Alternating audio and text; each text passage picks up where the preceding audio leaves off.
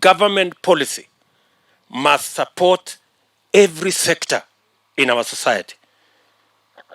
And that is why we are organizing micro, small, medium enterprises and their leaders in the border industry, in the markets sector, in every other sector at the lower level, for them to sit down at the table with government and influence government policy to support the businesses they do, because they are as important as the businesses we support in manufacturing and industrialization.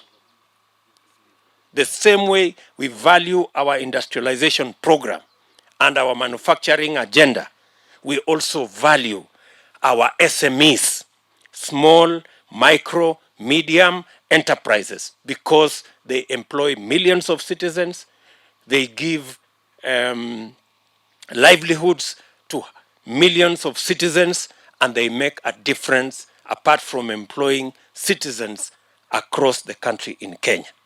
Na mimi nataka niwahakikishie hivi, tukienda mbele, biashara ya hoka si biashara haramu. Biashara ya kiosk si biashara haramu. Biashara ya bodaboda ni biashara kama ile ingine yoyote.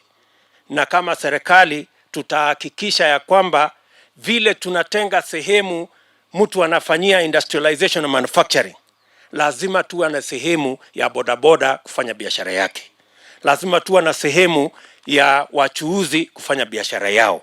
Lazima tuwatengee pia watu wa car wash, hata kama ni vijana, wawe na sehemu ambapo hawasumbuliwi, so that we make sure that we support every hustle and every citizen who is doing legitimate business.